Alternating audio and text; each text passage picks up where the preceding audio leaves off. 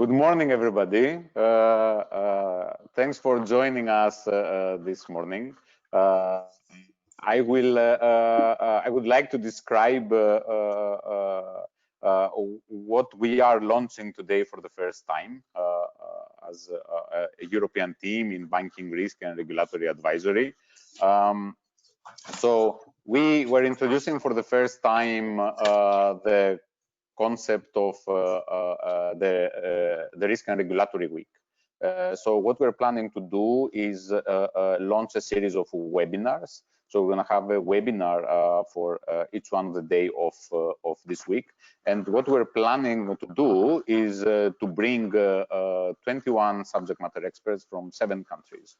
I think in front of what we consider to be the unknown for both you and us, the most useful asset that we can bring on the table is sharing the diversity of opinions. So for the first day, the most important topic that we could start with is credit risk. Yes, and I think it's on the top of our agenda and on the top of your agenda. Yes. So let's look a bit on the agenda and the speakers for the first day, so I can introduce my fellow panelists. Yes. So to introduce myself, my name is Dimitrios Goranitis. I'm based in Bucharest, and I'm leading the risk and regulatory practice of Deloitte Central and Eastern Europe. Yes. We have together with us Hervé Faure. He's the credit risk leader of Deloitte France. Christina Nagy, the risk and regulatory leader for Deloitte Hungary. Gerrit Reher, the credit risk leader of the Deloitte Germany. Thomas Musbrucker, the quantitative services leader for Deloitte Germany. And Przemek Skidzensky. Przemek, I hope I'm pronouncing it the right way. He's the risk and regulatory leader for Deloitte Poland. Yes. What we thought, first of all, I would like to thank the panelists for coming together. I think collectively representing Central Europe on this panel, France and Germany. So I think we're going to bring together a very solid view of the majority of the Eurozone economy. Yeah. So what we want to do throughout the day, yes. So I'm going to start with a presentation just to set up like an umbrella of the understanding for us, yes, to provide some context for the discussion, and then our panelists are going to engage in 5 mini panels. Yes, those are the 5 ones that we consider to be, in our view, yes, the hottest topics to discuss. Yes. And again, what is being asked from the panelists, yes, is to bring the diversity of views. Yes. So if we could move on to housekeeping a little bit, just to see what. So it is important that you interact with us. Yes. So the more you interact with us, the more we will be able to channel the discussion towards the areas of your interest. Yes. And then also manage to ask our panelists like the most relevant questions. And there is a chat box that you can use to speak to us. We are more than 1,000 people today on this call, so voice participation would be very challenging, yes, for both us and yourself. And I also want to emphasize for now, it's very important for us, and I hope it is for you, to provide feedback after each one of the session and at the end of the program. This is not a one-off for us. We plan to come together for regulatory weeks in the future. So it is important that we have a solid understanding of what you want to hear from us. Yes. So I think that we are ready to start with the introduction. So let's move the slides, please. Great. So in the first section of the introduction, what I wanted to approach is there has been a lot of comparison between this crisis and the last crisis in the Eurozone, yes. And other than the fact that they're both crises, yes, they have very, very little in common, yeah. First of all, it is the health crisis is affecting, the pandemic is affecting differently each one of the countries, and each one of the countries have to deal from the point they stand with different readiness and different infrastructure, yes. They have to stand in a different way vis-a-vis the pandemic, yes. So each one of the countries has a different type of crisis. They're also connected to the entire world in very different ways and at very different degrees, yes. So that is the very uneven way that the pandemic is affecting the different countries is translating into the economy as well, yes. So you can easily see how differently the pandemic is affecting Poland versus Spain, yes. So the economies in Europe are not the same, yes, and I would say in the entire world, yes. And the way that they are diversified, the way that they are focused, the way that they are connected, the measures that the European governments have taken, very, very different, yes. So the output on the impact on the GDP growth perspective, yes, is quite uneven as well, yeah. And this diversity we're going to see throughout, yes. So other than the diversity from a country perspective, what has become very obvious is that the crisis, the very nature of the crisis, is affecting the sectors, yes, very differently, yes. So you are not the transportation and the leisure or the tourism sector are affected to a whole different degree, yes, than the industrial sector, yes, or to take it a bit further, yes, the comparison to the health crisis, yes, or to e-commerce. So this type of diversity is ending up into the matrix that you see on the left side corner, yes, that country and sector are creating a very different behavior, yeah. And you can see even the evolution from quarter to quarter, yes. And the same way that sets the record on what is the path to recovery, yes. So if we go to the next slide, because this is the question of the day to day. So what does it mean, recovery? And I think that 2 months ago, we would see recovery in a different way. And 1 month ago, there was a question mark, yes? And today, as we talk today, we are discussing about Europe going into one type of lockdown again, yes? So recovery is a very relevant question, yes? So could we actually predict of how sectors and countries are going to be recovering inside the pandemic? So could we, from now, with what we know, identify what is the impact in the economy and how Europe as a total or the European countries start recovering from this type of crisis? Yes. So I will take this opportunity to ask the panelists. So I would like to start with Thomas. Yes, Thomas, you're based in Germany. We are seeing IMF published numbers from Germany, but the numbers lately have the tendency to change a lot. Yes. So what is your view? Yeah. Well, thanks very much, Dimitris, and I appreciate the opportunity. Yeah, indeed, there's quite a diversity in terms of the different stages of the pandemic, and that's what can be said in general. I mean, from a German perspective, the good news that we've seen compared to, but as you said, like can be different each month. But currently, what we've seen is the positive news is that actually the world trade as itself has recovered maybe more quickly than expected. So and that's actually quite important for an export-oriented economy like Germany is obviously. So and that drives actually consumers and their projections. So in Germany, I feel like consumers are more optimistic than maybe in other countries. And in general, what also our economists say is that we've had a lot of discussion as early in March and April, whether it's going to be, the recession is going to be like a V, so a quick slowdown and quick way up again, or whether it would be more like a U or an L, so going down and staying. But now our projections also with the lockdowns, the lockdown light as we have it in Germany or other countries may be different. We see like it's more like a square root, you know, like it was going down very quickly, it's going up to a certain extent rather quickly, but now it will take some time, and also different for the different countries and different for the different sectors, obviously, go until we get back to the levels that we've seen before. That might take until 22 or 23.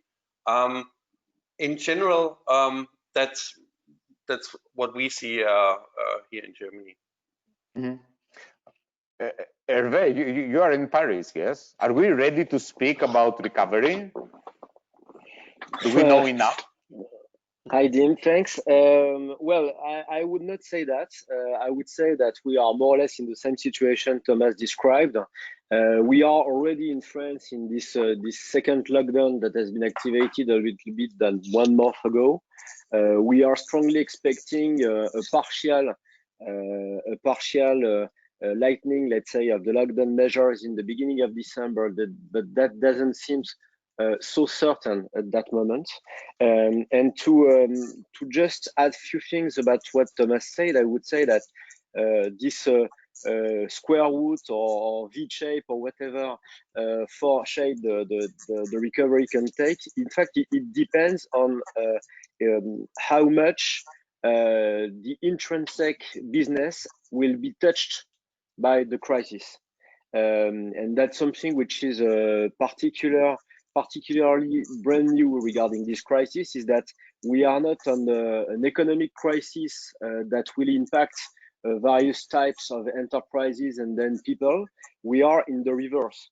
We are in a lockdown that is directly affecting business and which will finally impact the economy, and afterwards potentially we could expect a recovery.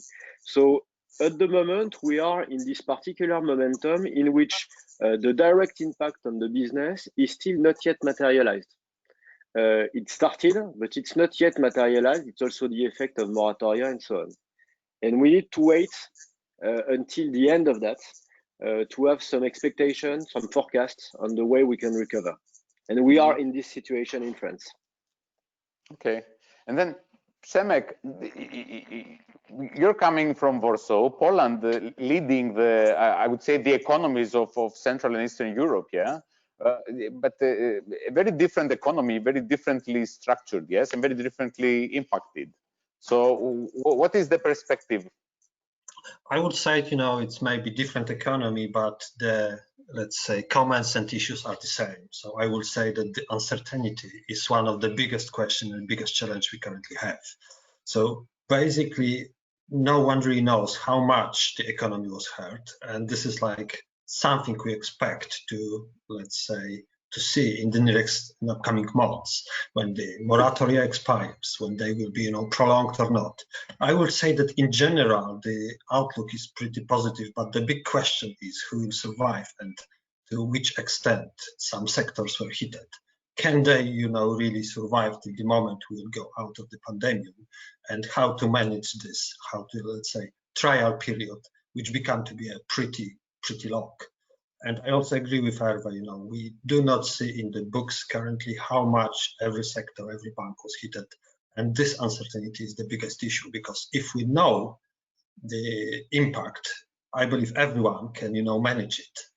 But if we really do not understand where are we, it's pretty tough to, you know, predict and to act accordingly according to current situation. I would say this is the biggest issue, how much sector was hit, because if we know the, you know, illness, we can, you know, prepare a medicine. Currently, it's like, you know, a little unknown. Thank you, very useful. So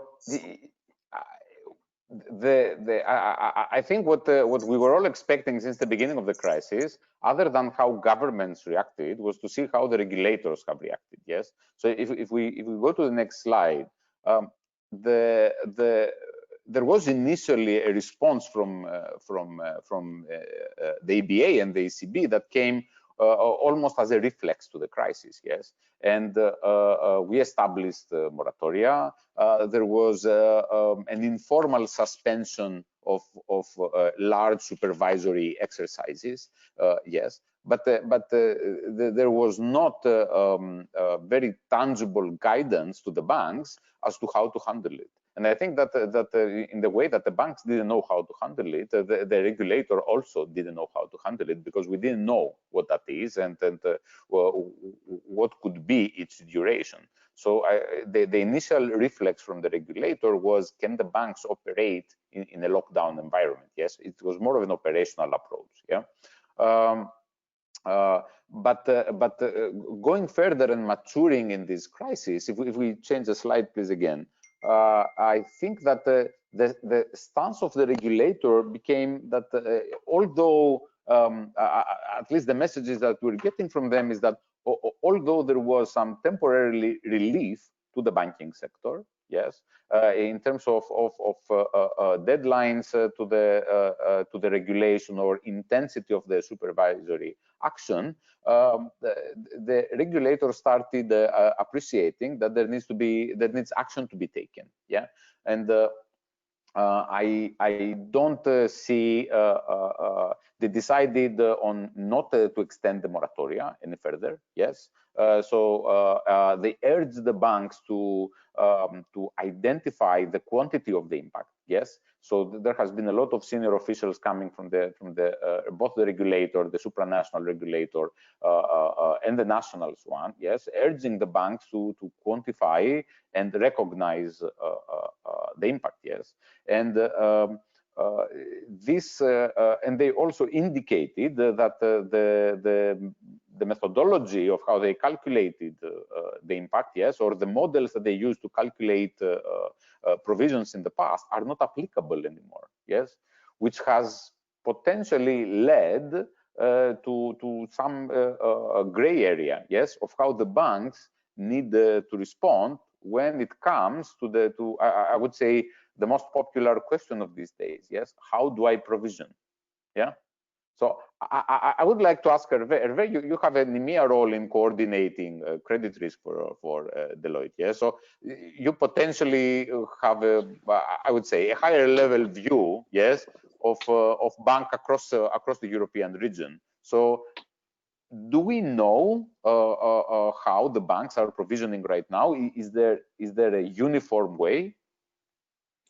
Yes, Dim, indeed.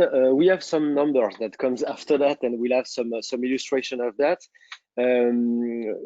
As you said, there is quite a huge variety of practices and a huge variety of numbers that come out, and these are the result of the very different points we already discussed or you introduced. The first one is that the crisis doesn't materialize in the same way in the different countries. The second is that moratoria has not been, let's say, distributed in the same way by the different banks, even in a single countries. And the third one is that let's say the public support measures have not been exactly the same in all the countries also. Having said that, and considering also the effect that the crisis doesn't impact in the same way all the countries, you could expect, as it is, a wide variety of practices and some quite different impacts in terms of provisionings. So maybe if you can move, please, to the next slide, I will just give you an output. So based on a basic sample of banks we have identified in Europe, the key numbers to take in mind is the one which is indicated in the top right, the 2.1. It just means that if we are making an average of this sample of banks, we are already at the end of September at a provision amount which represents something like 2 times the one we have in the end of 2020. That's the pure cost of risk. So that means that it will be even worse, if we can say it like that, by the end of the year, of course. But you can also see that there is a wide variety in banks and countries. In the second slide, this one, you have also an interesting numbers, which is the on the bottom right.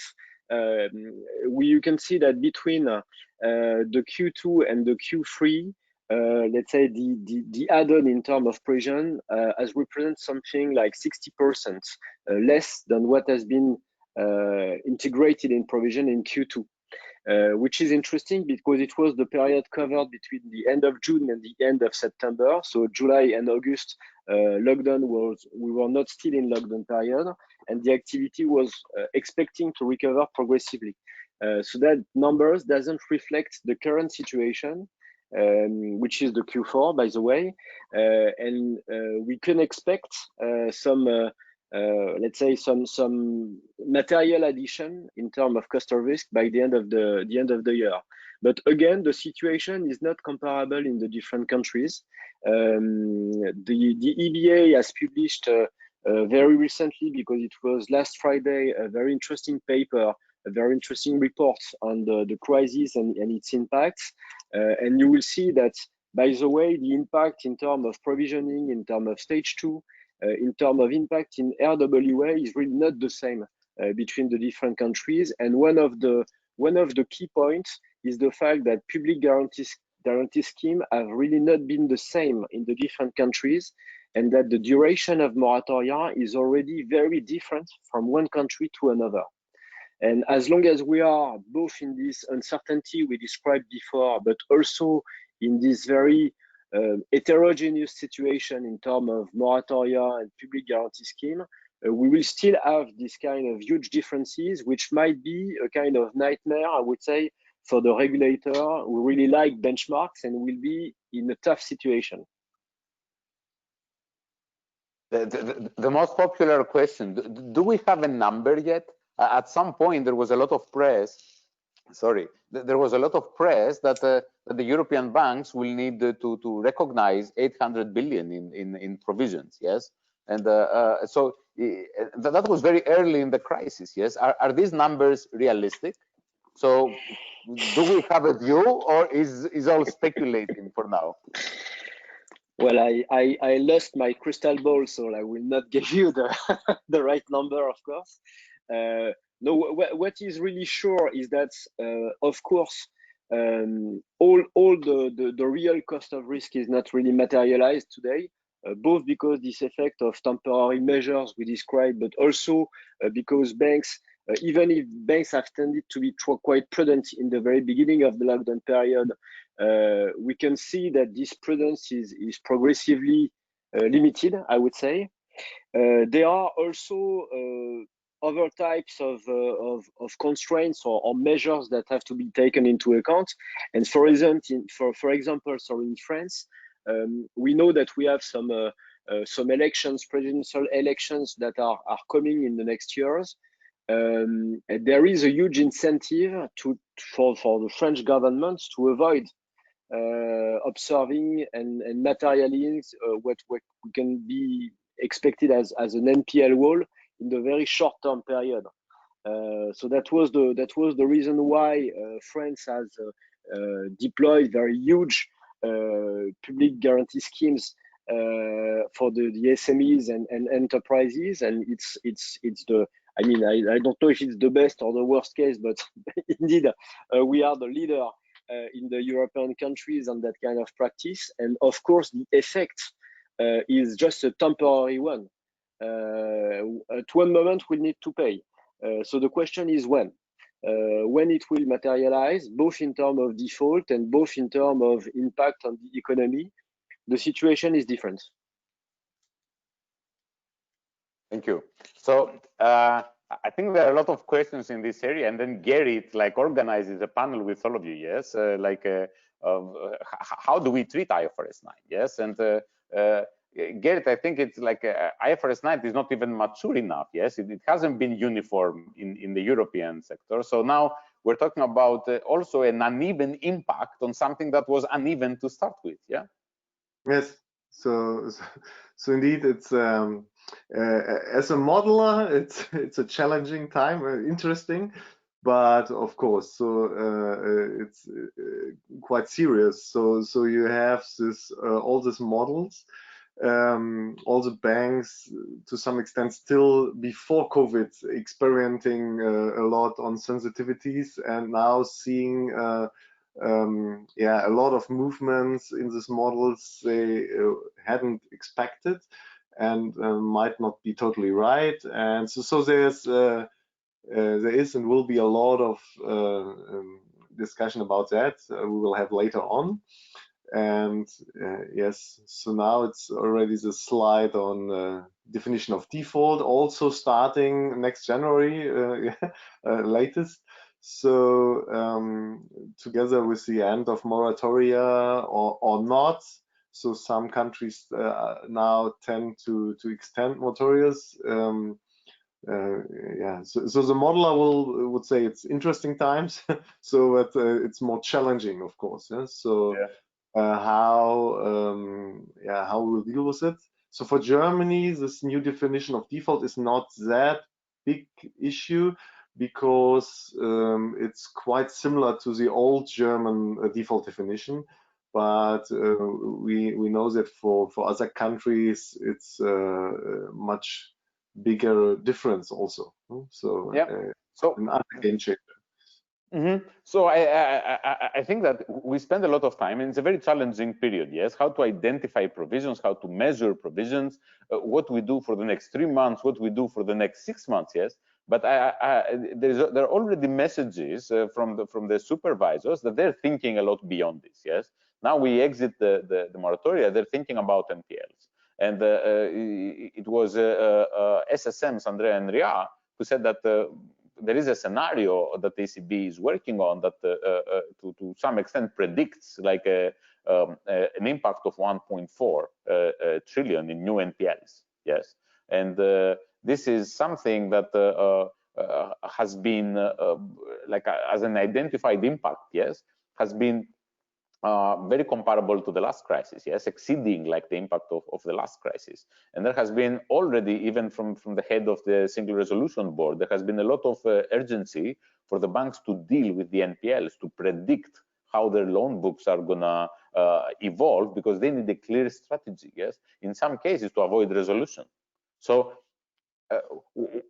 I'm not going to go into the specifics of the NPL. Yes, so we have the definition of default, and in the next slide we're describing about the known to everybody EBA guidelines for every bank that goes over 5%.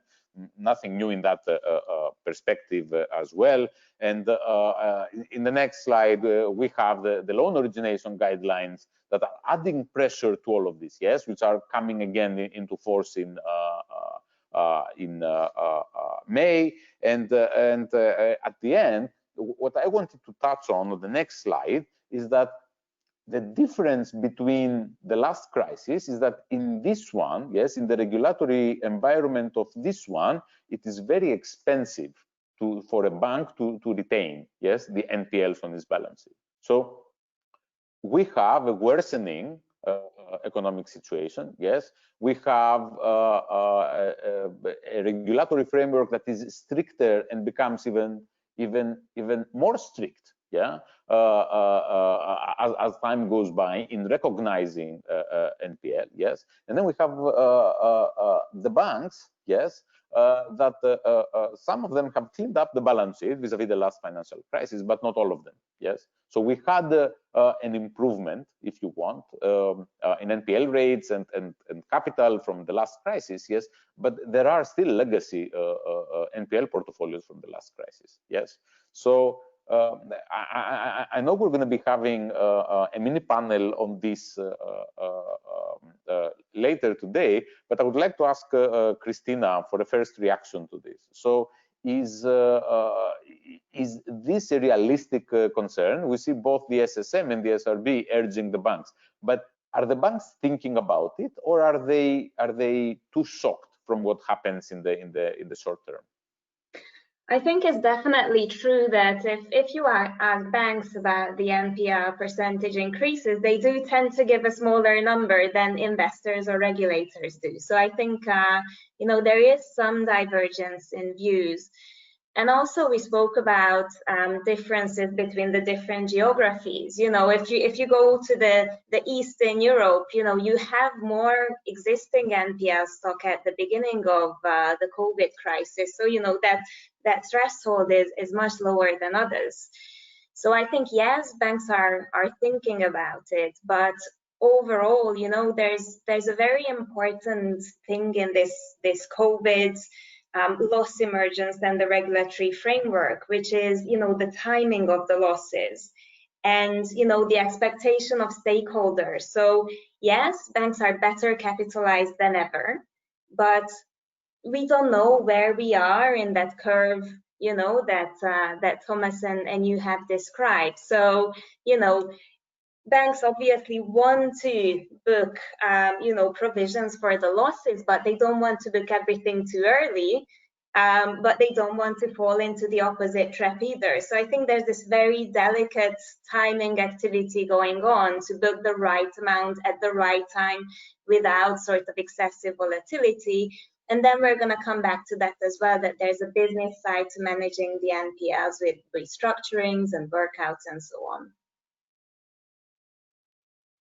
Yes, I think one topic of the discussion is what the banks learned from the last time. Yes, so I very much look forward, like to this part of the panel. Yeah, so I think that this concludes, I would say, the introduction. Yes, and I think that I definitely want to follow the evolution of the NPL. But I would like to invite Gerrit to bring everything back to the hot question of the days. Yes, so IFRS 9 in COVID. So it wasn't mature, it was complex, and what is it now?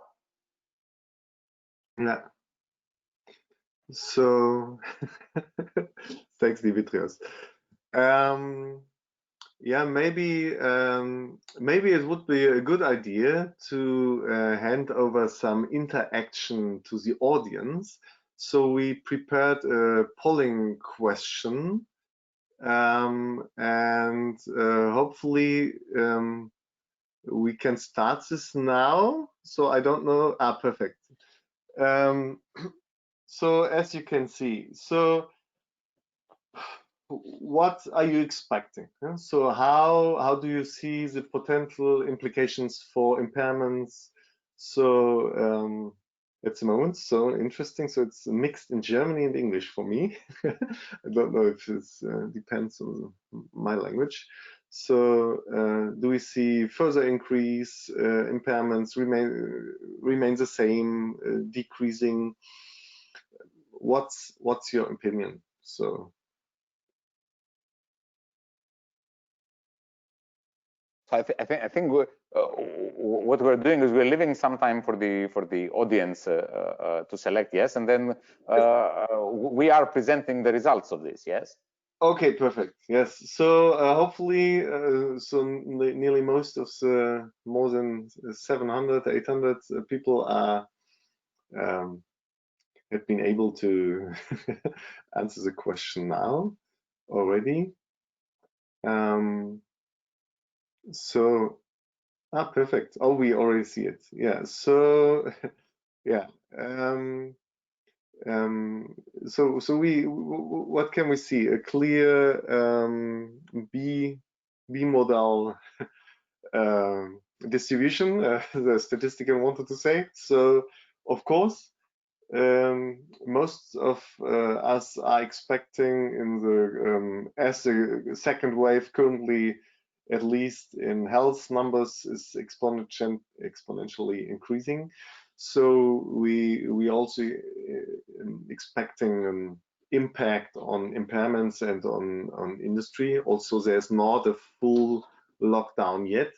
And of course, most of you answered yes, it will heavily depend on sector. So yeah, totally agree on this. So maybe we can switch back to my slide.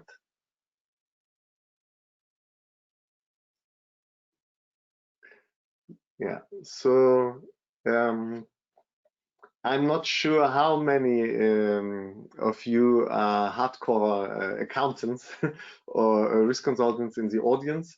So maybe just one or two words on IFRS 9 in general. So after the crisis in 2008, all regulators said, okay, we have to change and have to have a more forward-looking approach on risk provisioning, and says, okay, you have to incorporate forward-looking information on macroeconomic expectations on different scenarios. And I'm pretty sure no one had this scenario 1 year before in his books. So of course, there's also some uncertainty here. And in terms of impairments, you have different drivers to get the impairment numbers higher. Of course, if people default or companies default, you have to build provisions. You don't have a PD, a probability to default, because you have a default.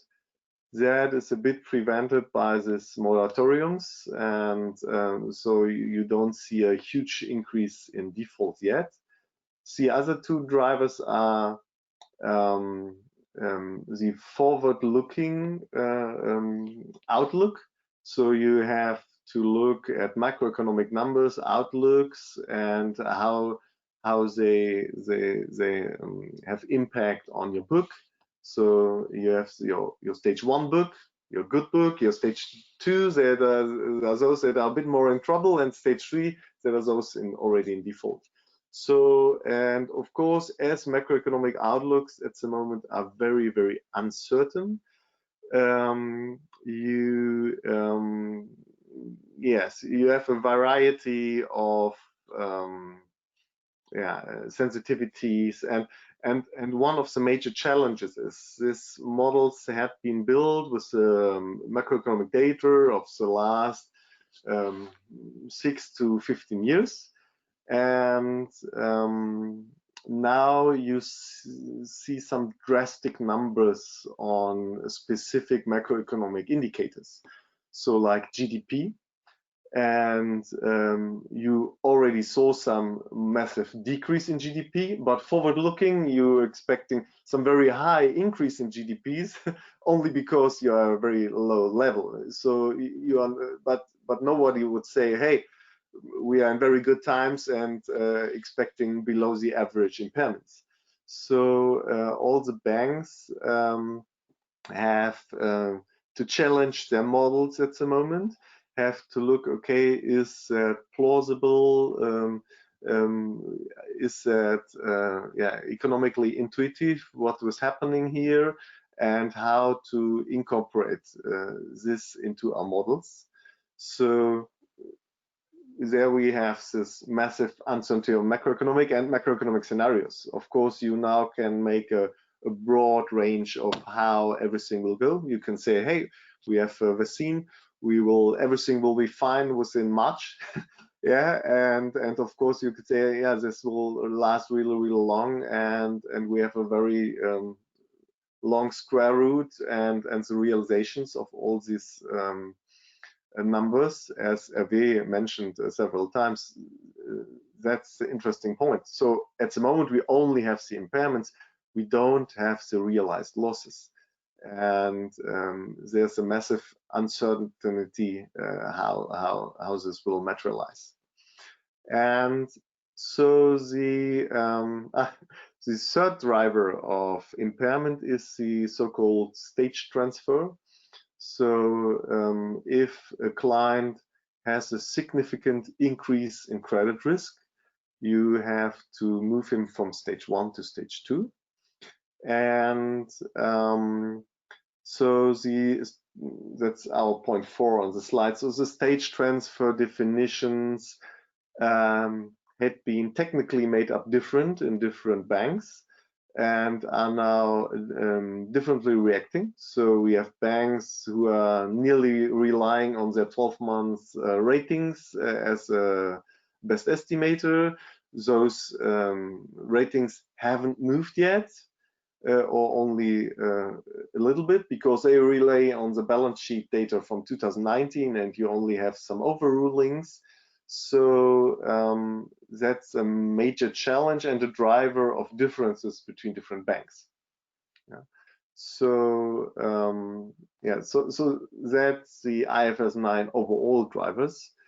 And yes, and then of course you see breaks that you hadn't had that clear in the past. So what you can see is before you would have a sector like retail. Now you say, okay, if they're selling food, they didn't went bad in the crisis. If they are selling shoes, they got a problem. So you have a very as we have seen in the poll, everybody expecting it, and we're seeing it. Different branches are hidden totally different, and of course that's also the problem for some banks that are specialized in certain sectors. So heavy commercial real estate loaded banks with big shopping centers and hotel groups are struggling a bit more than if you have a much more broader or diverse portfolio. So Gary, the regulator said that the banks need to come up with, they cannot rely on the methodology they have here. Yes. And that they need to come up with new methodologies. So is this, and then I'm asking Przemek, I'm asking Hervé, what is your experience with the banks right now? How are they changing that methodology? Yeah, so maybe I can give a first example. We have seen books where you saw the old macroeconomic model depending on interest rates from the government, and you're saying, okay, now as you see some ECB dropping the interest rates, it would go in the wrong direction in terms of impairment, and of course there the banks overruled to some extent some of their portfolios. So yeah, but Hervé or Przemysław. We have 1,500 people, credit risk advisors. Yes, today is the credit risk day, and I think they want to ask you what I'm asking you. This is the questions that I see coming in. How do I change my methodology? What am I supposed to do? Thanks, Dean, for the questions and the pressure. That's a pretty good questions. We have some answers in the next sections of the presentation today. But what is true is that, as we already said many times, everything is not materialized yet, which means that as it's not materialized yet, it brings some uncertainty and difficulty or complexity in the way you can handle forward-looking scenarios. Because, by the way, we are not really able today to set scenarios properly with adequate weightings and so on, as we would expect to do that in the IFRS 9 usual work. In the same way, and we'll speak about that later, expected defaults or NPLs are not materialized yet in historical data, and that's let's say prevent some proper recalibration of models which are not part of the IFRS 9 framework. In another extent, when we are looking at the EBA reports, we see that, for instance, when we are looking at the population of moratoria, let's say the wide majority of banks have a proportion of moratoria that are in stage 2, which is lower than 35%. Which is not that much regarding moratoria and the things that their duration might be quite heavy.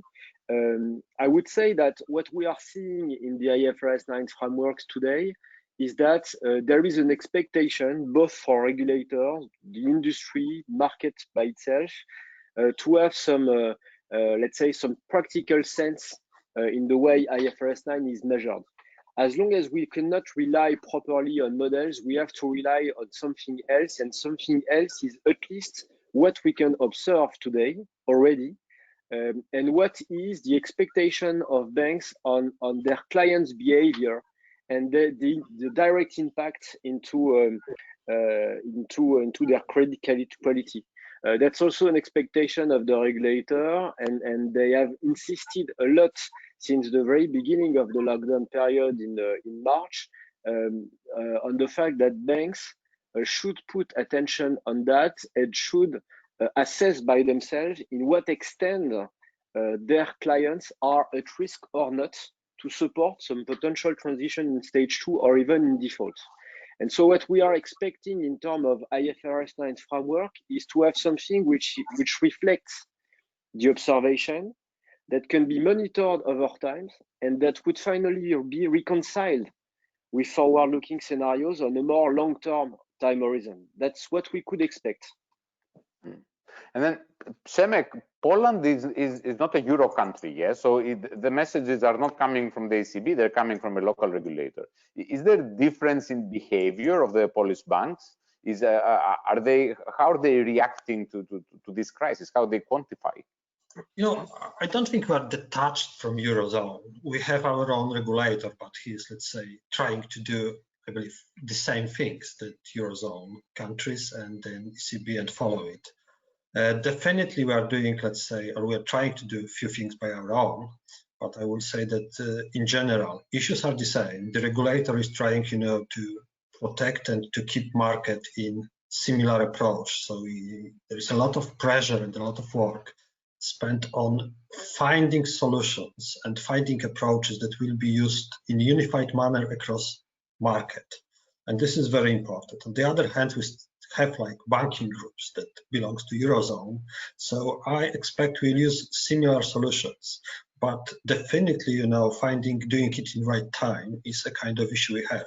So I would say that, you know, acting in the same manner in different markets within the same groups makes all banking sector consistent finally, but you know, the trial period or you know, where we, you know, adapt to it, this is a kind of issue, because finally the losses will be the same, but the time is the essence. When you recognize it, can make a difference this time. And generally, I would say that IFRS 9, the issue with IFRS 9 is that this is like more like guidelines and giving us direction where we want to go without very precise description. And now we are looking for, you know, this precise formula. And what we also see that in the time when we don't have like historical data, when we can calibrate model, I believe we are all very good in working on historical data and calibrate model to historical data. We have to rely on something different. We have to rely on our feelings and, let's say, top-down approaches. That's where we do not feel comfortable because we have different opinions and it's not very easy, let's say, to validate it. And that's where we are. So, you know, classifying to stage 1 or 2 is a, you know, huge difference in balance sheet. But yeah, how to do it? There is no one best solution. Similarly, the lifetime construction, yeah, everyone can do it differently and no one can, you know, convince other or prove he's better than the others. So that's a kind of issue we indicated, you know, very well in these bullet points. So I believe Poland will follow, you know, the general rules. We'll have like different solutions like every single country, but it's not because we are Poland or we are, you know, in Eurozone or not. I believe every single country will differ from other, especially during the first few quarters and first few months. That's my expectation and that's my personal opinion. Mm-hmm. But this cannot be supervised, yes, and properly, yes. It cannot be benchmarked. And Thomas, which makes the excellent bridge for the next topic, yes, the next panel that we need to have. That we spend years developing the model, yeah, and the supervisor also spent years in developing a supervisory approach to the models, yes. So I'm giving you the floor. I'm very interested to see, like, based on the discussion we had. So, what is the question? So thanks very much, and Dimitris, completely agree. So the next mini panel that I'm happy to introduce is focusing exactly on the models. I mean, this is obviously kind of, for me, not only as a modeler, but I think for every one of us, and you see from the questions that you received, images, and from the things that we'll be discussing, this is kind of in the center of what we're discussing. Just to envisage, there's going to be a polling question at the end of this mini panel as well. And if you listen carefully to Cemik and to Hervé, maybe you get an idea of how they would answer. So looking at the models, and we've been discussing this quite a lot already, or we've been touching upon this.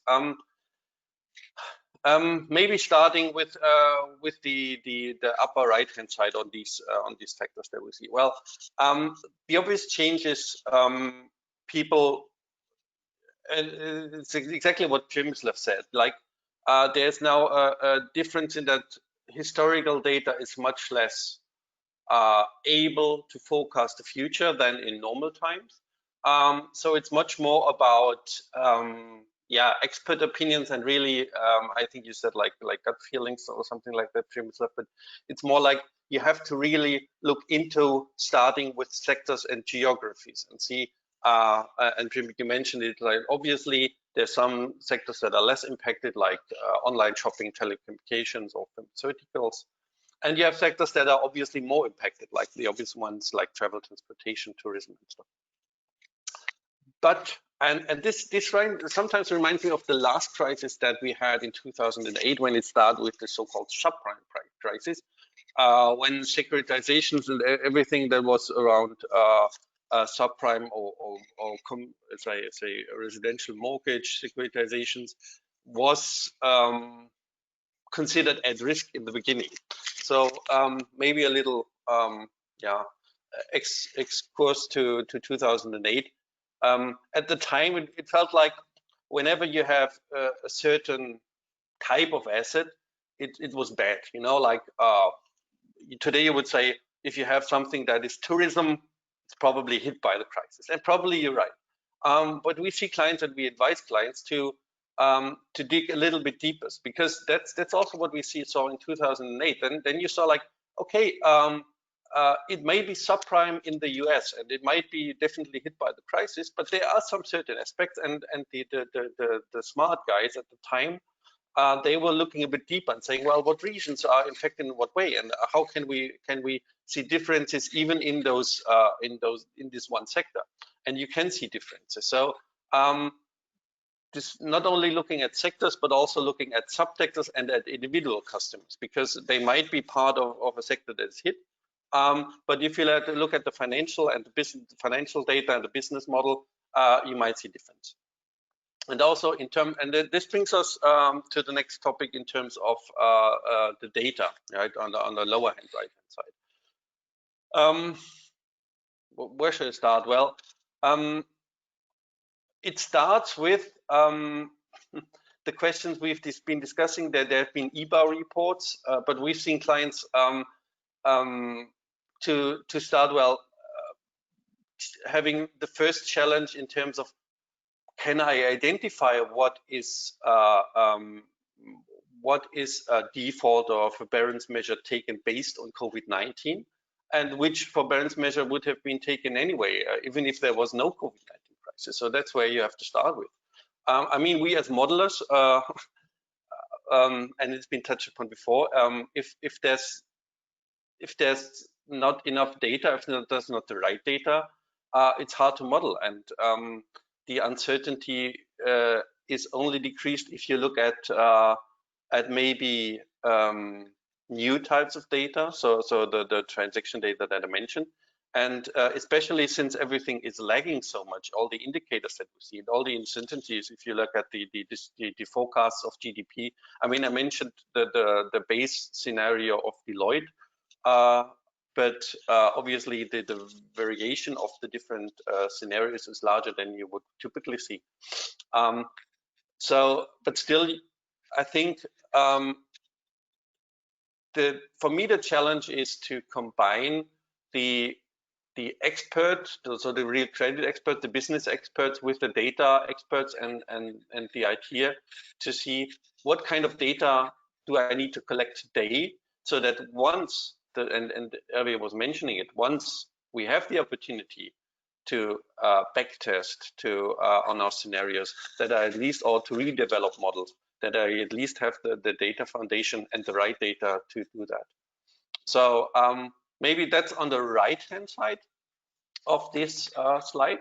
So maybe if I go through the panel as well, Hervé, would you agree that currently, and I think you mentioned it before, that currently redevelopment of models is difficult, but still you have to prepare for something to come up?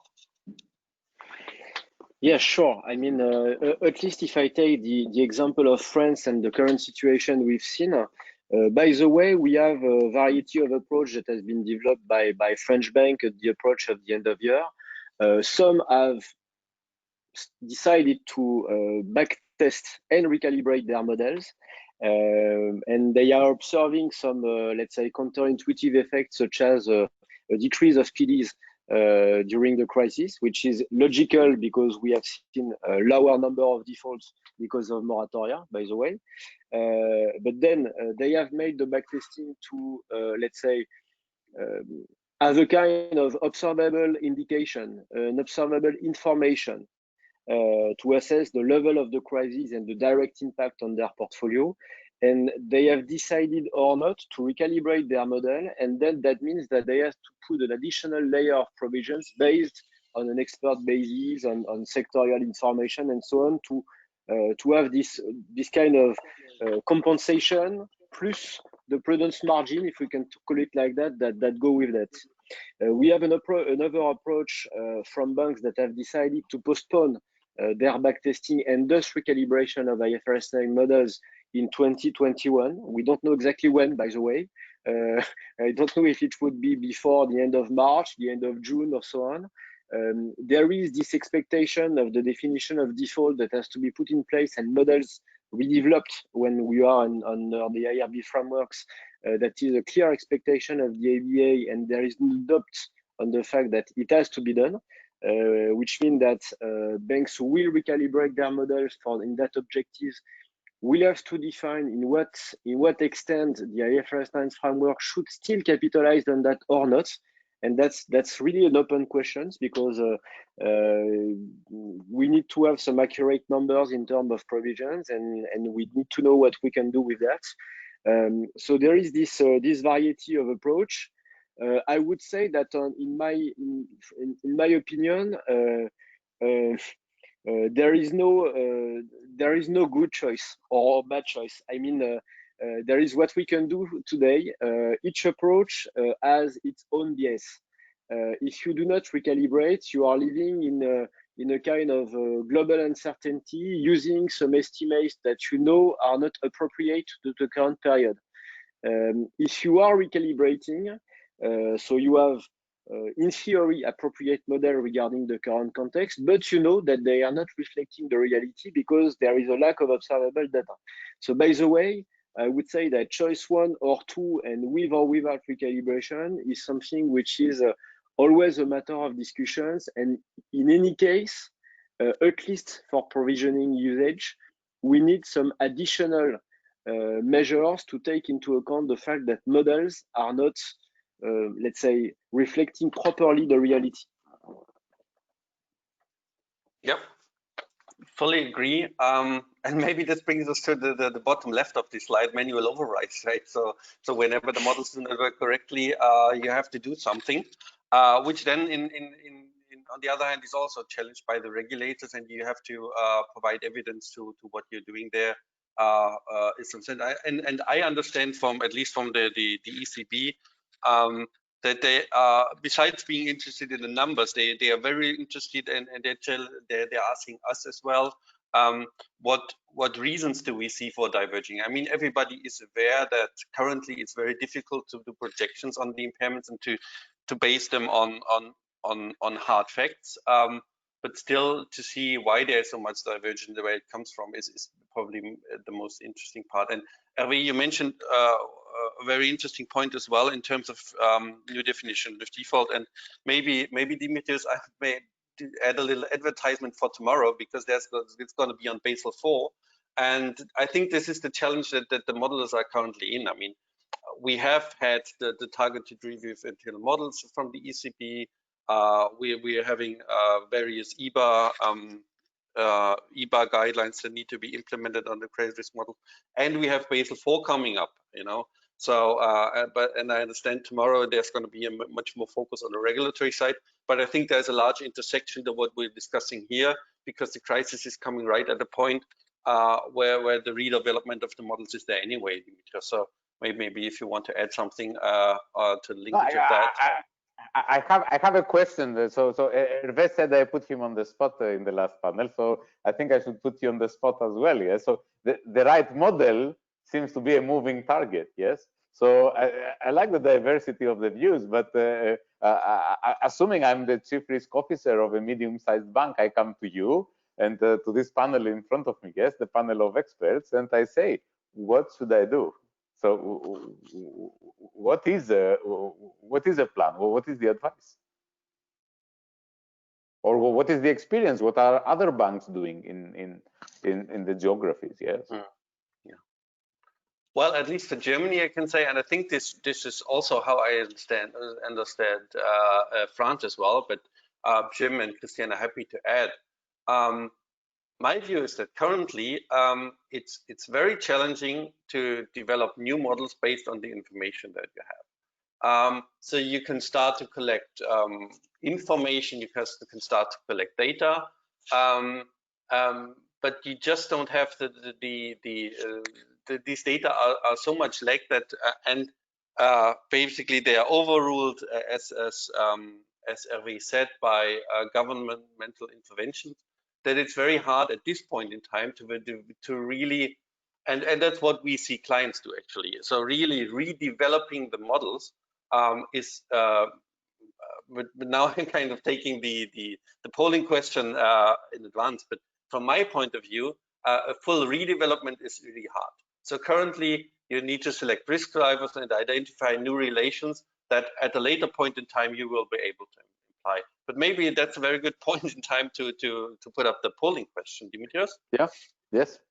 So maybe giving 30 seconds to the modelers among you. I mean, everybody's happy to participate anyway. So taking into the discussion that we had, focusing on the IFRS 9 models, what is the option that your bank is taking? Are you thinking maybe not agreeing to what I just said? Full redevelopment is going to be possible in the near future. Is more going to be on recalibration? Will we be focusing on back testing or just doing management overlay or something else? So that would be appreciated. And maybe we give 30 seconds to the audience to answer that.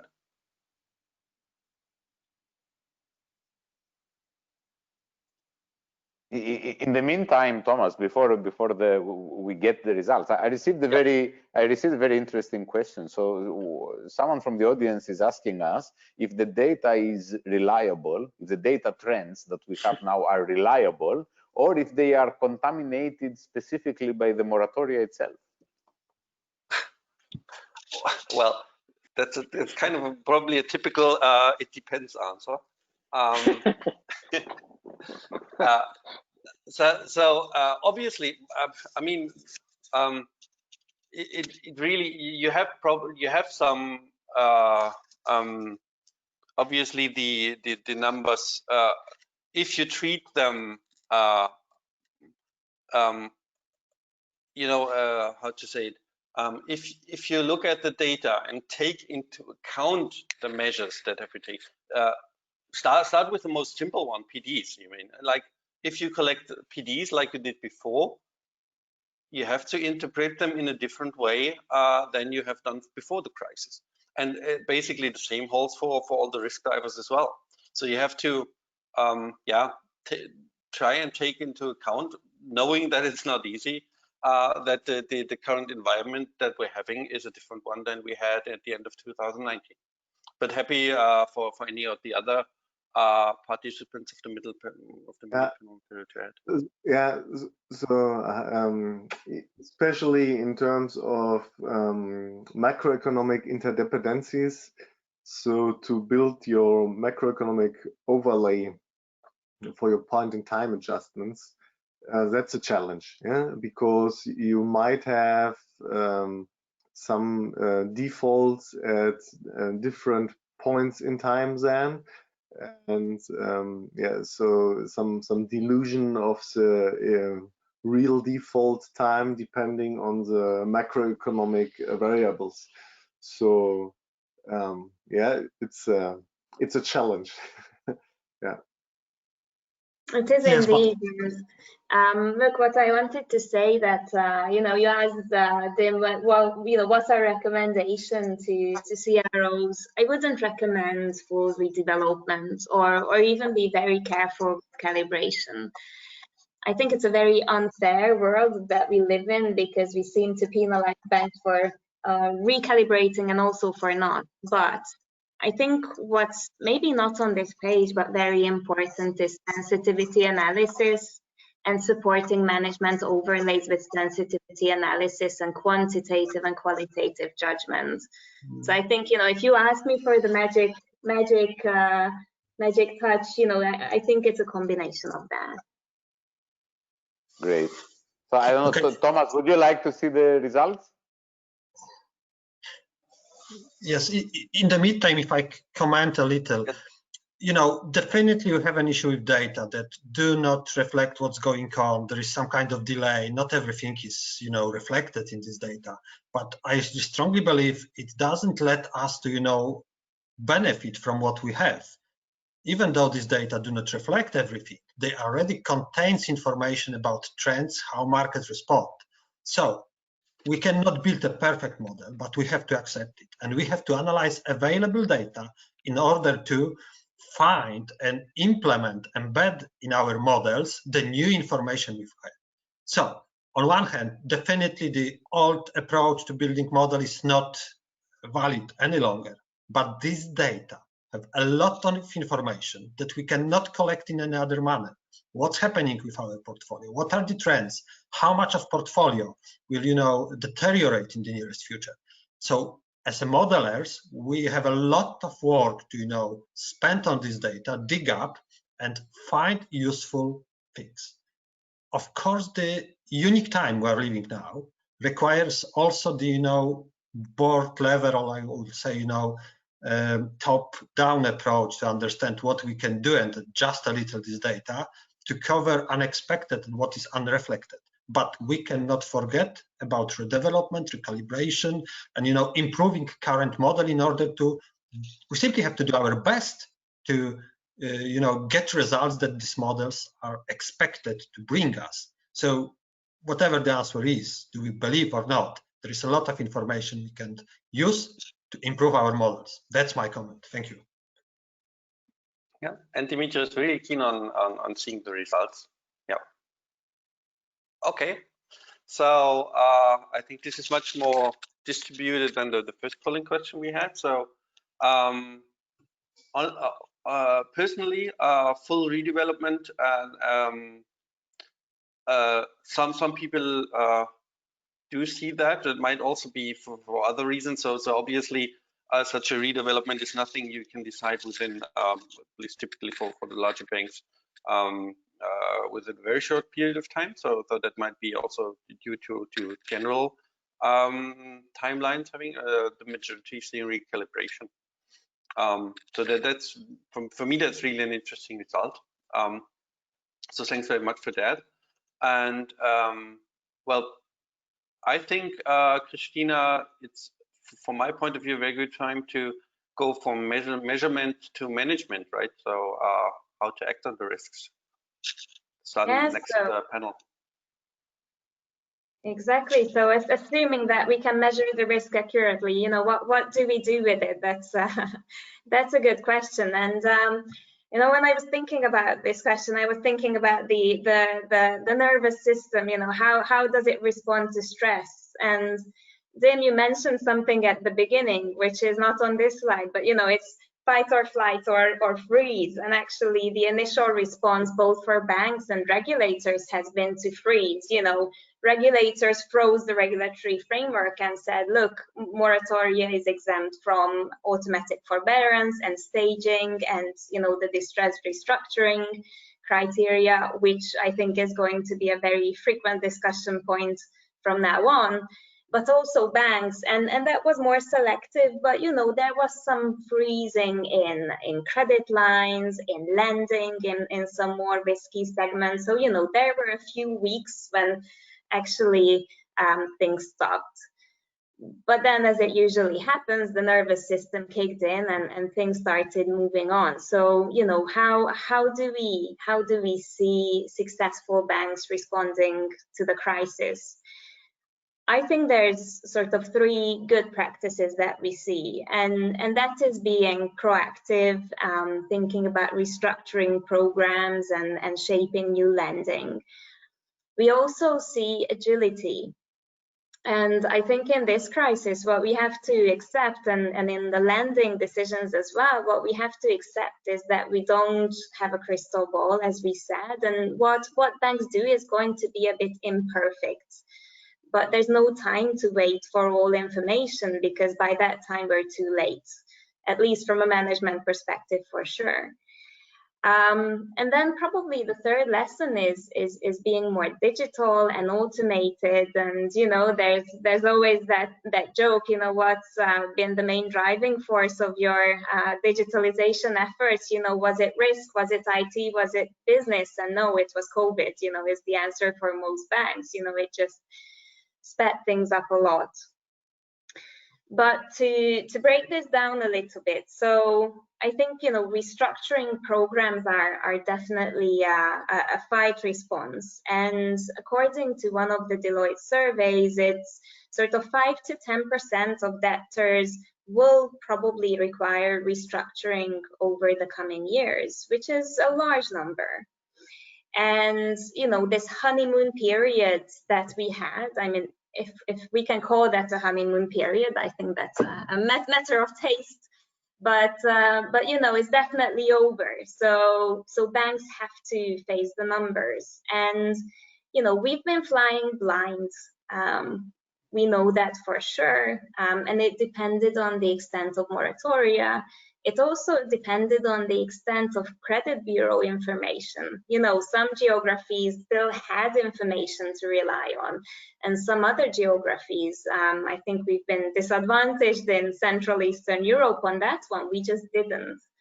So, you know, nonetheless, there's a risk management challenge, but coming with that risk management challenge, there's a business challenge. And the business challenge, to me, in line with the rules on NPE management and non-performing loans, is creating viable restructuring.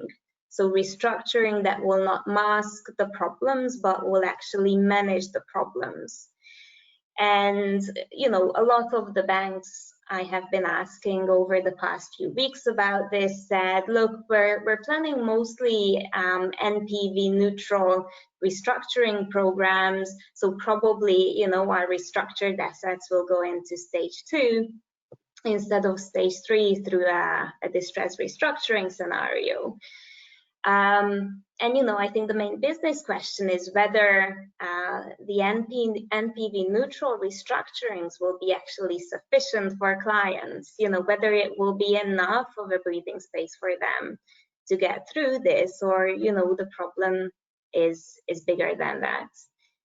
And we don't know the answer just yet.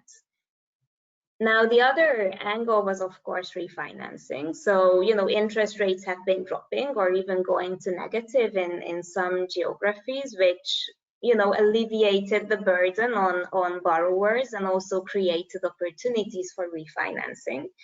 This was further supported by the government's programs with guarantees and, you know, funding support. And I think there were lots of innovative and actually very supportive ways the local governments found to support the banking sector. And, you know, lots of new lending and lots of refinancing is happening in these subsidized pockets. Is it forbearance? No, it's not a concession, but the whole market is getting a concession altogether. So, you know, the other big dilemma is once the fog has settled is you know, whether this lending is completely healthy, or the government subsidies to banks or customers have been masking some issues that we did not spot at that time.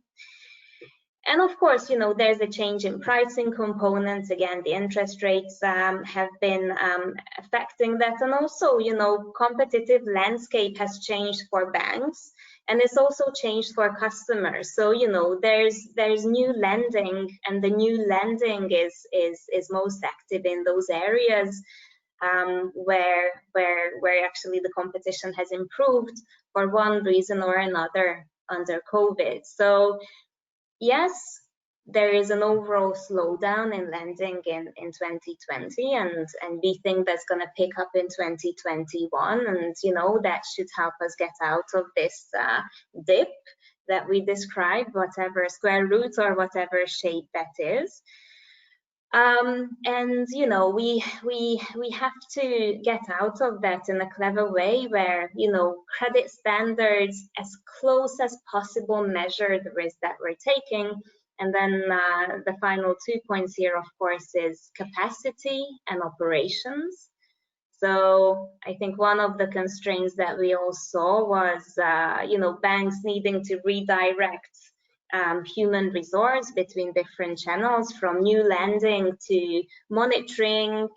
Workout hasn't happened yet, but I'm sure that's going to come in the coming years as well. We see banks thinking about engaging third parties in the future, for example, from a workout perspective, and of course, automating as much as possible. So, you know, it's a very interesting question, of course, and the big question mark at the end of this process is the NPL impact, and whether that NPL increase will be 3%, 5%, 10, 15%, we don't know. We only see that there's very differing views on this. So perhaps this is a good time to pause and ask for the survey. Exactly, and then after the survey, I'm going to ask my fellow panelists to comment on the audience's views. So, you know, out of this menu that we just looked at with the flight or fight responses, you know, what will be the biggest focus for banks in 2020? Will it be getting lending growth back on track? Will it be restructuring programs, or is that actually too optimistic? Will it be workout programs or asset disposals, or, you know, will it be something else? So question is 2021. And let's just give it a little time. Yes, I mean, Christina, we have 3 more minutes on this subject. Yes, so we try to fit like the rest of the. So, would you like to ask the panelists what they think is their focus from their market even before the results? So, you know, what would you choose on this menu? What do you think is the focus in your geography?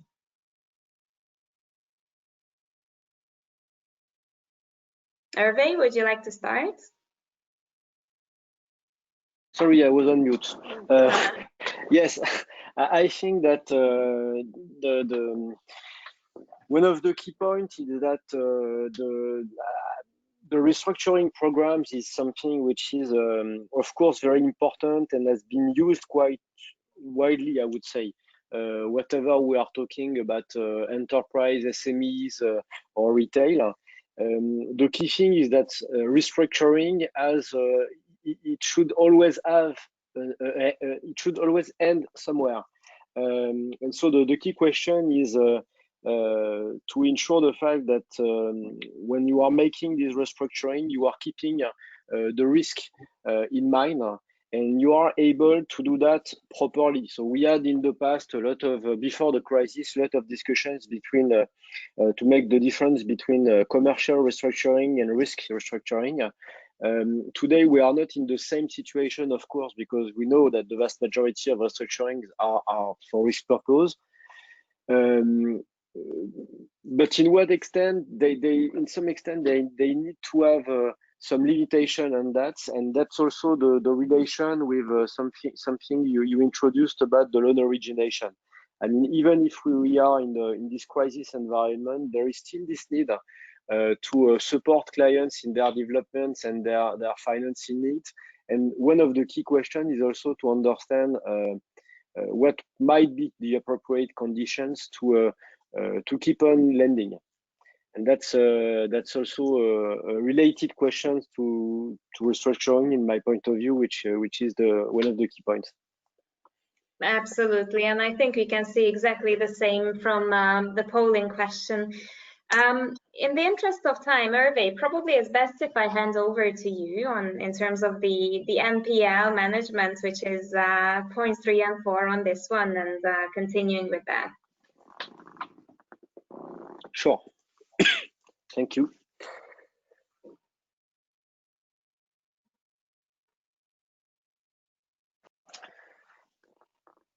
So while the screen is loading, I can't see it for the moment on my. See, it's coming. So I try there to represent this kind of logic we already widely introduced before, as we discussed that many times in the previous sections. We are in this quite unique and never seen situation. Both an atypical macroeconomic context, a lack of observable data, and also something we didn't talk a lot until now, but that's something which is important. There is also an unusual mechanism of risk propagation. When we are talking about credit risk in corporates, we used to take into account this kind of links, economic links, and connections between corporates. Today, the way default and difficulties will materialize is certainly a little bit different. And we can see, at least in France, that, for instance, the geographical sectors is something that might be important, because all geography are not impacted in the same way by the lockdown measures. And as a result, the business ones, do not appear exactly in the same way. So the dynamic, I would say, of difficulty and default might not be the same in the current situation as it was in the previous one, and as it will when we will be out of this pure, let's say, healthy crisis.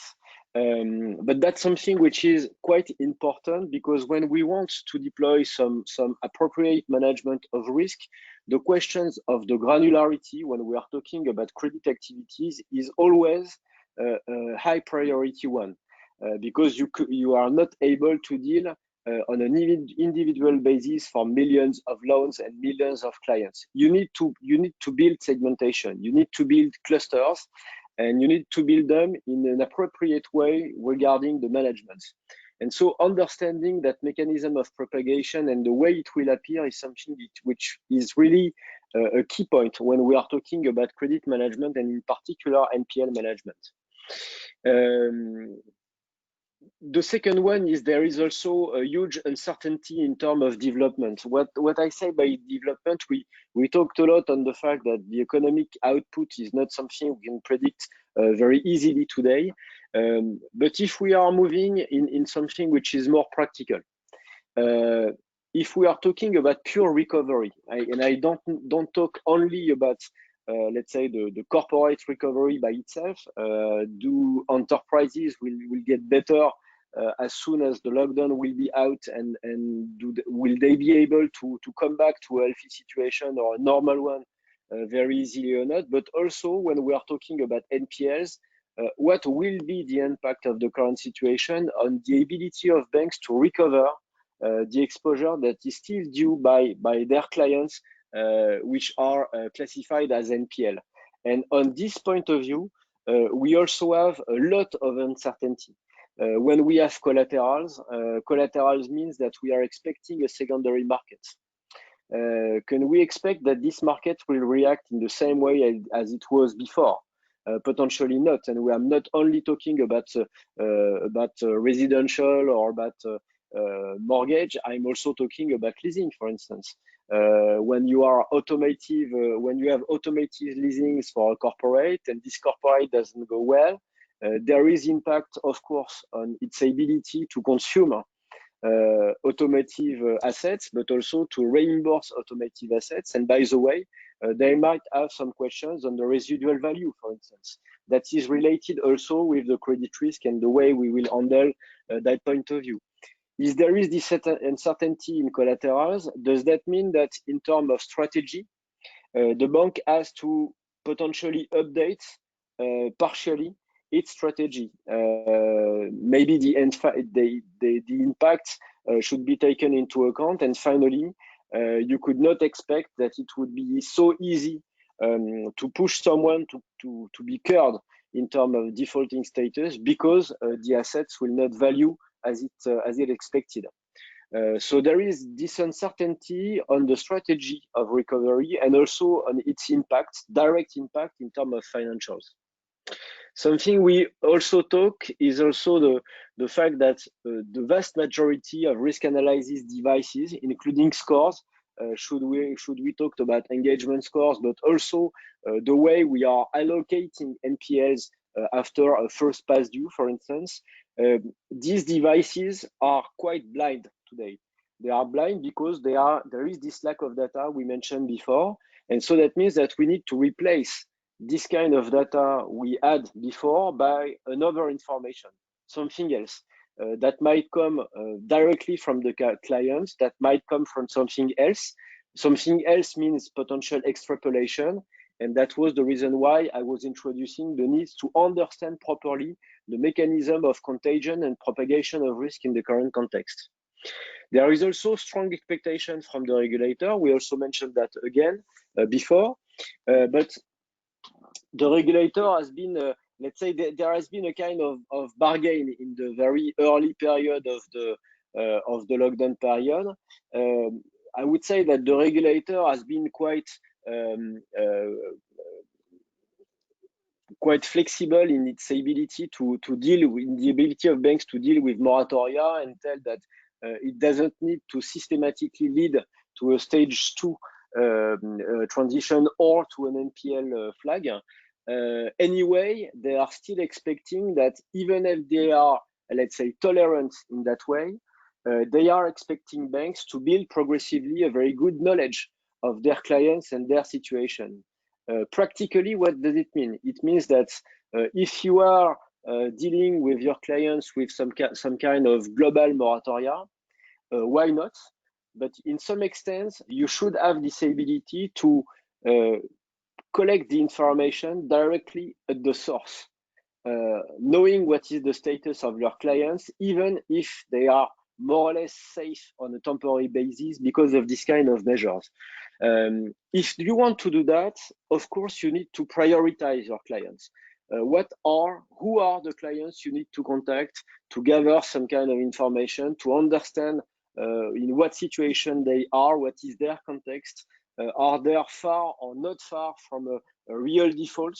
This is something that has to be done. And of course, that is raising these questions of proper allocation of means. If you have a definite team of people dedicated to dealing with NPL, you cannot easily multiply by 2, 3, or 4 these teams, even for a temporary measure. So that's something that has to be understood. First, how can we deal with that kind of flexibility? Is there any opportunity to rely on potential services, to add, to reallocate some existing teams, to industrialize some specific process to understand your clients and where they are? And that's something which is very critical. So we are coming to this, let's say, this last part of this slide, the need to come back to observation and understanding the client context. We talked when Gerrit introduced the dynamic of IFRS 9, when Thomas spoke about scenarios and models, calibrations. We talk about how difficult it would be. We are typically in a situation in which if I take, let's say, this role of auditor we have sometimes with some of our clients, one of the key questions we are asking is, the first one is, can you explain what happens in your portfolio? That's the pretty first questions we are trying to understand. The first point we want to discuss. What happens? And what happens, it's not a matter of economic scenarios. It's a matter of what happens. What can you see for real? If you have not deployed some very strong and very practical and more or less industrialized processes to capture that information, there is no answer. If there is no answer, there is strictly no consistency in the framework between the NPL management, the risk assessment, provisions, and potentially the strategy regarding models. If there is no consistency, there is an issue that has to be dealt. So that's one of the key points we need to build and we need to have. Something which is interesting is that in this current crisis we are seeing never seen before effect. Never seen before means that there is nothing in the history we can rely on to predict what will happen. And if there is nothing in the history, that means that you need to move into a kind of particular process in which you will progressively and ongoing learn from what occurs. That's what I call the mechanism of propagation and contagion. You see that a first client is starting to have some difficulty. You see that in addition of these first clients, you have 2 or 3 different clients that are more or less related, that seems to be potentially in the same context. The key question is, what is the connection between these clients? It could be the industrial sector. We mentioned tourism, we mentioned restaurants, we mentioned automotive and so on. It could be potentially different. I mean, if you are looking at Italy or if you are looking at France, each geography doesn't have to comply to the same constraints in terms of lockdown. That means that the SMEs that are located in different geographies, even if they are belonging to the same types of industrial sectors, even if they were comparable in terms of credit quality before the crisis, they are not today in the same situation because they are not able to operate in the same way. So we need to understand these things. Hervé, like this is a picture of how the banks need to adapt to the new reality. But what are the banks doing now? I mean, that's what they are trying to do. Germany, France, Poland. What are the banks doing now? In France, that's the idea. Today, even if it started quite a little bit lately, most of banks have started to deploy more or less flexible management of NPLs, which is something which is a brand new practices. Because even before the crisis, when we were focusing on the NPL guidance, for instance, which is a very comprehensive document and a scope of constraints, it was not so well let's say, adapted, understood by banks. Today, they are trying to develop some agile processes, some agile framework to deal with that. And it needs to be agile because it needs to be flexible because you don't know what you will face tomorrow. And that's the really key point in terms of NPL management. And that's something which is brand new. But of course, I'm interested to have the idea and the opinion of Thomas and Premzek and Christina for sure. Yeah, well, completely agree to the general picture, Hervé. So similar situation here in Germany. Maybe to add a little flavor, what I would like to focus on is kind of you touch very well upon the business rationale and things like that. In Germany, I see a lot of things in terms of the infrastructure. So you mentioned the EBA comparison that was put together recently, and there's other reportings to be done. And we see a lot of interims reporting. So you mentioned probably that's what you mean by agile as well when you're looking at the IT infrastructure. So looking at the honestly, it's very hard currently to say which loan is related to COVID-19 in distress and what to do with it. What's the trigger for stage 2? So institutions are missing kind of the guidance in many houses as well. So there's a lot of technical work to be done in terms of flagging for forbearance as well. and how to deal with that. Maybe that's one aspect that I would like to add to everything that you said so far. Thanks. Yeah, you definitely also see, more overruling. Like we got some questions from the audience how to deal with all the once in a year you have to touch every credit. So of course you do a re-rating based on numbers that are quite good because it's a year-end 2019 numbers. And on the other hand, you must face the reality and see that your company, your rating is struggling. And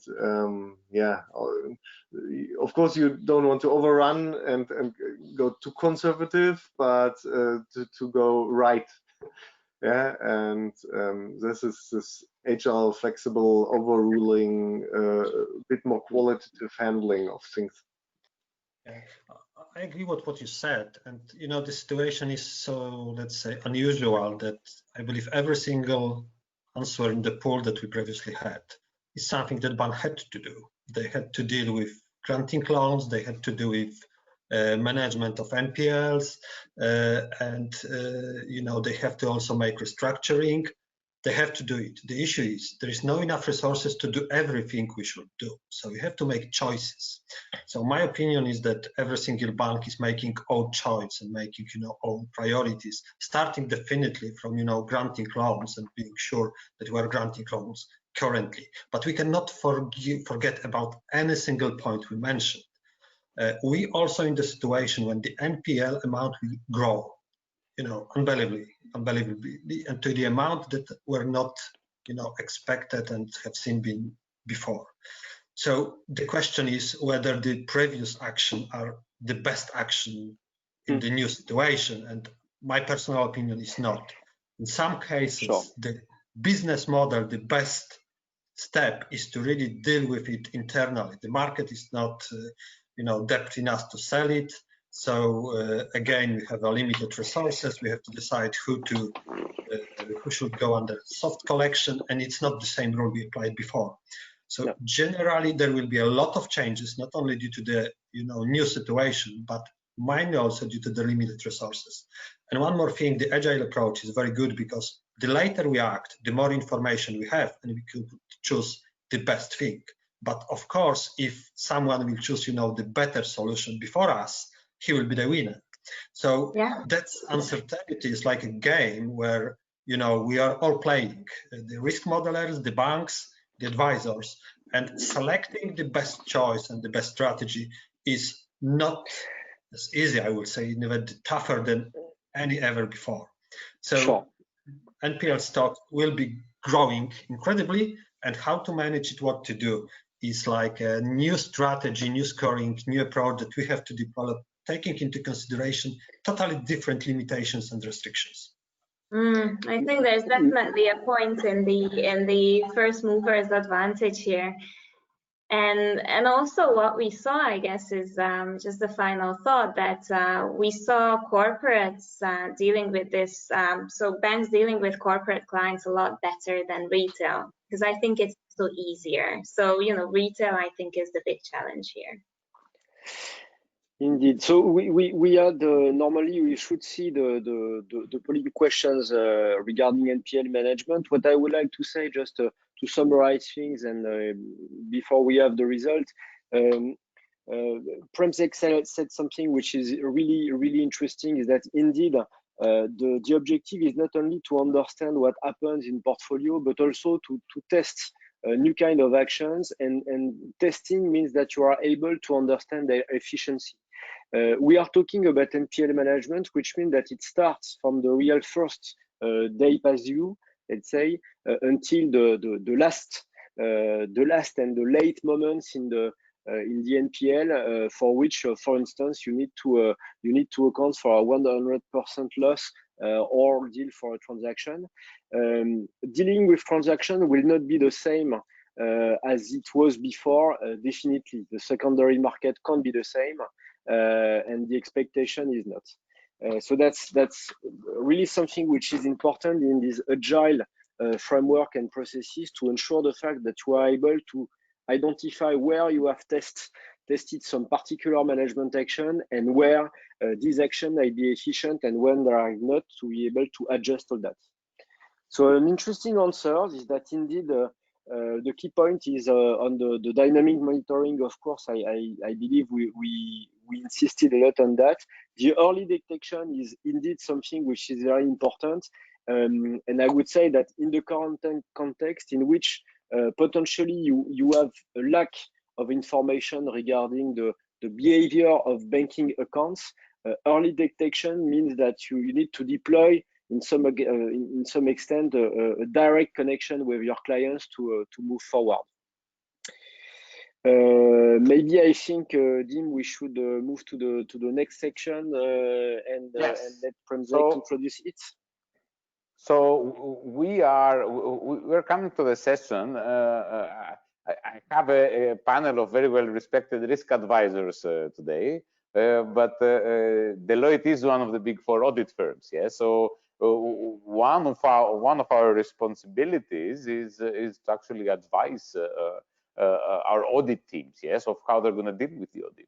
And I think that the banks are challenged. Yes, on one side they have to quantify for themselves. The other side they have to report to the regulators and supervisors, and then they need to have a very similar discussion with the auditor as well. Yes, so we have a very, very wide audience today. Yeah, so I would really like to understand. Christina will introduce the subject, but I would really like to understand the different views from different countries. Yes, so we give equal flavor to the attendance of how we are dealing with these challenges as an auditor. Yes, so I think it's fair to say that IFRS 9 has been getting a lot of criticism since its inception in 2010, even by the time it got implemented many years later. And you know, one of those challenges, and if we can just move one slide ahead, was of course pro-cyclicality. And people said, you know, IFRS 9 is going to cause the next crisis because you know, the bank's outlook. And luckily it didn't happen because you know, no one could predict COVID in this sort of apocalyptic science fiction scenario of a pandemic. You know, this only popped up in reverse stress tests, but not in base outlooks. However, and something that we touched on at the beginning through Thomas and Garrett, is that it is pro-cyclical. So, you know, if you rely on the models, then you're looking at the second part of the V and the recovery angle, and could that be overshooting what's really ahead of us, because a lot of losses haven't materialized yet. So what we have on this slide, I guess, is 4 topics. You know, what you see on the left-hand side, model risk, adjustment, scenario, sticker, they were issues with the IFRS 9 framework before COVID.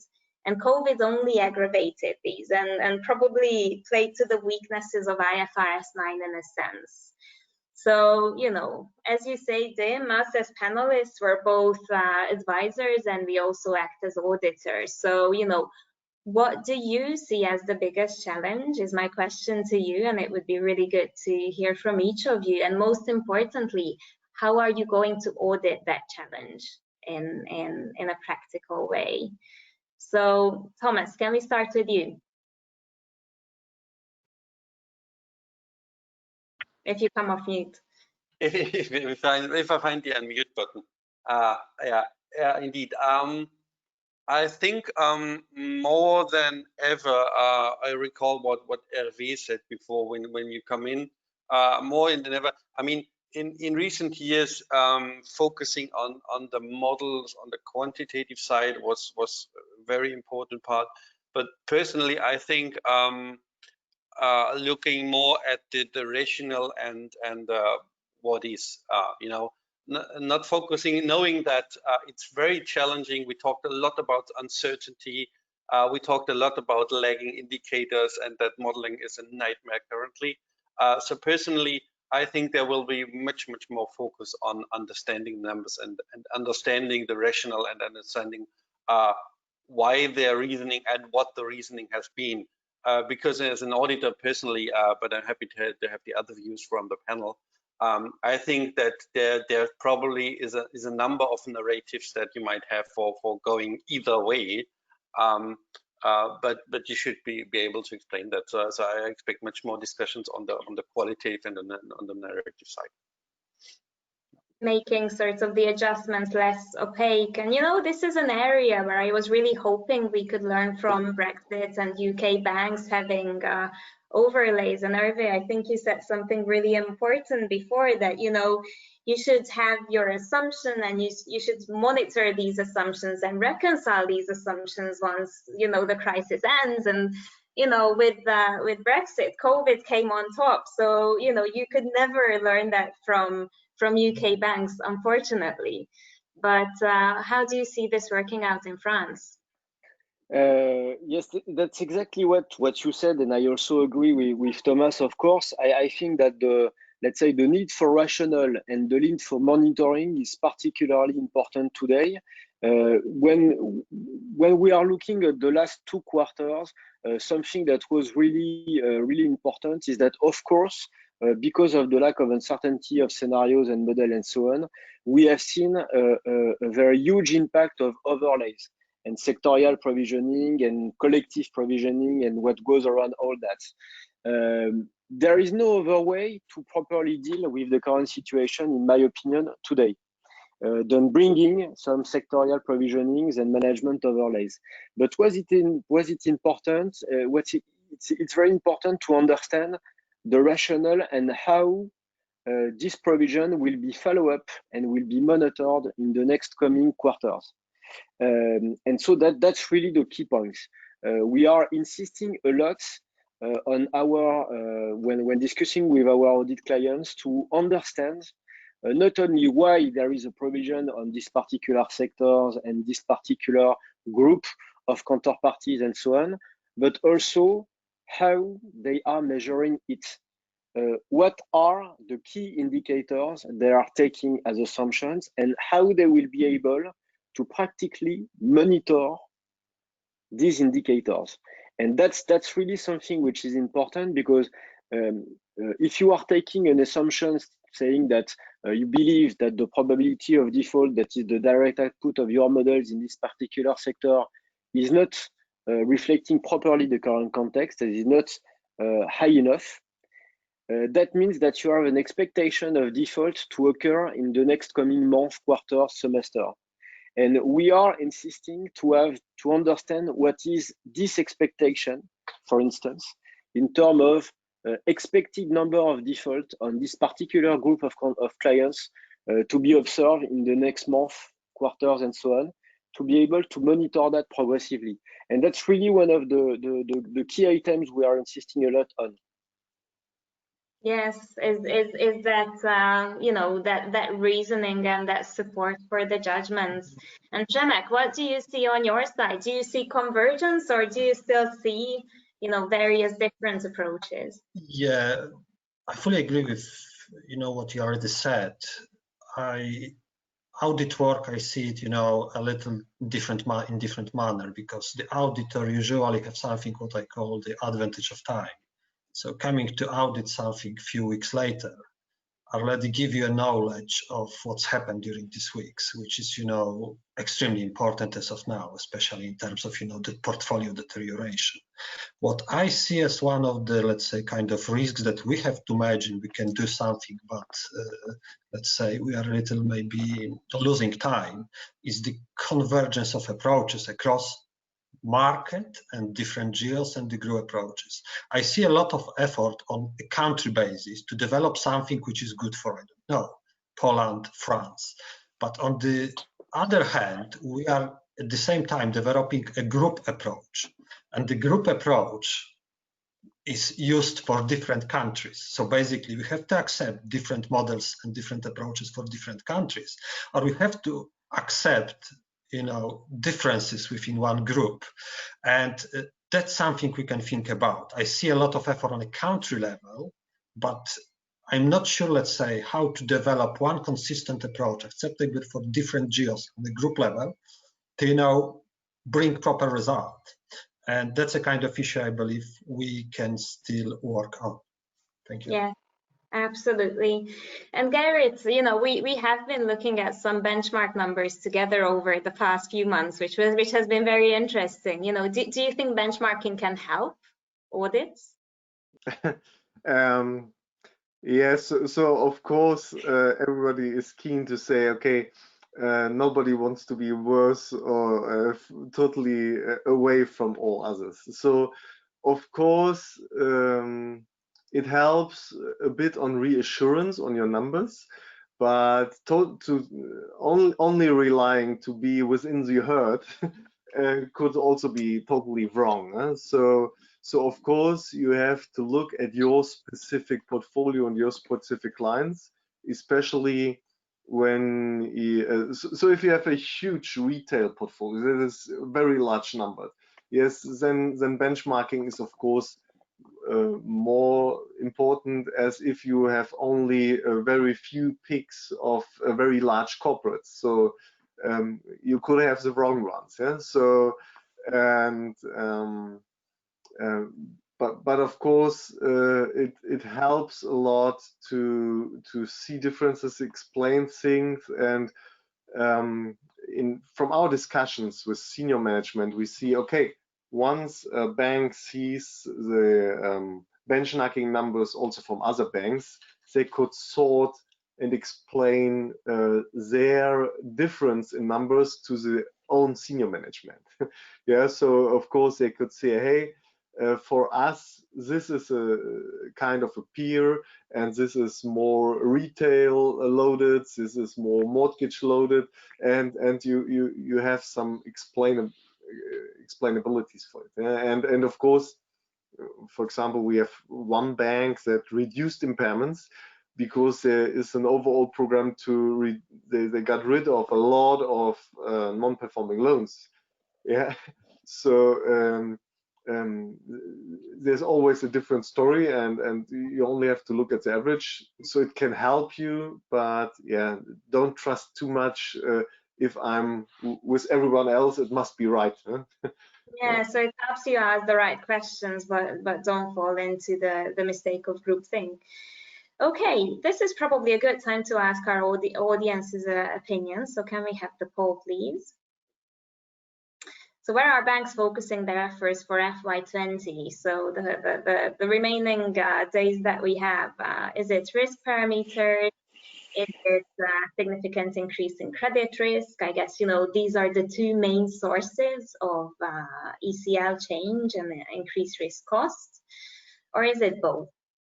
Yeah. Let me see what. While we take the time for the audience to respond, Christina, I mean, you support some of the you're working across Europe and the UK. You're supporting some of the key audits in Central Europe. Yes, could you give us a practical example where you feel that the banks are not coming prepared enough to have this discussion with the auditor? Look, it's and this is not the most inspiring area, I know, but it's documentation. So, you know, this is an issue, I think, across Europe and probably across the globe at the moment, is that, yes, model adjustments and overlays are much needed. I do not think there's too much debate about that.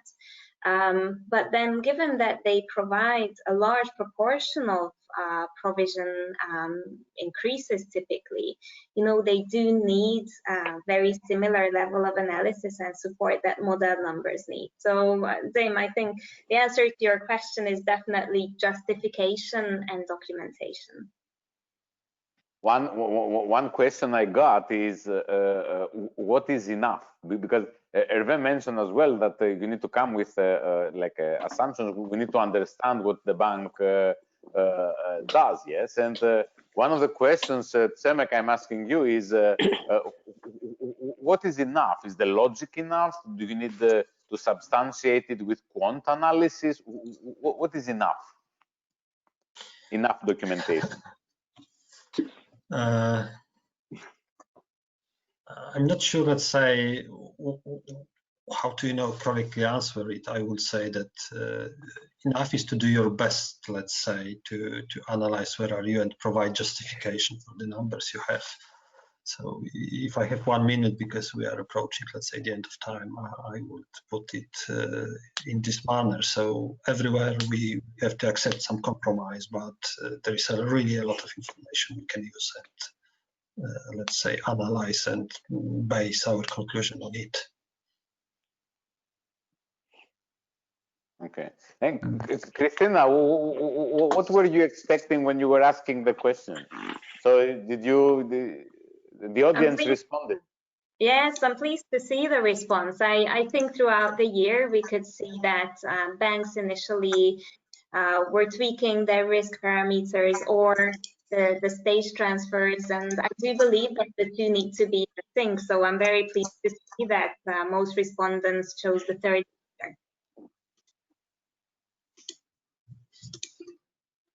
Okay. I think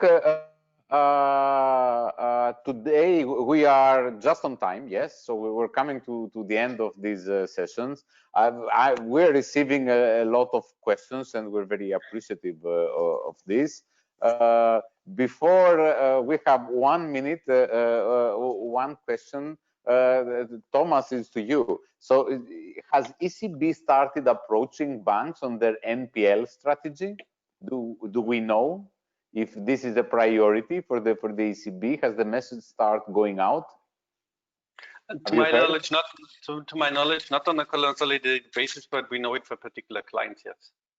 But I don't think it's a kind of a program that's been launched entirely. Okay. But there is no holdout. There is no honeymoon period. So you violate the threshold. The ECB is asking, yes.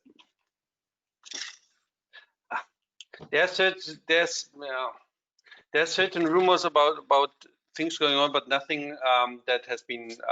If that's a question that has been kind of as a way for community clients. So on a particular basis, JSTs are asking, but it's not like an overall horizontal view. Okay.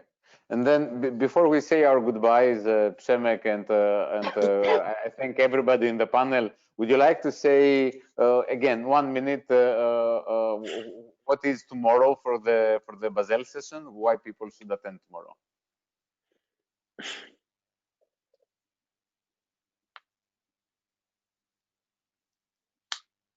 You are on mute, Przemek. Yes, we can hear you. Okay, now it will be better. So tomorrow we have Basel session. So everybody has, every single bank has a lot of things to do. And as you already told, the issues with provisioning doesn't postpone implementation of Basel to Basel CRR, Basel 3 or Basel 4, how we call it. So basically also the capital adequacy is one of the biggest, let's say, driver of changes and giving direction in the bank, bringing, the profitability to very specific sectors. So if you are interested how the capital adequacy will look like after the implementation, what will change in the bank, please join tomorrow's sessions. We'll talk about it. We'll talk about impact.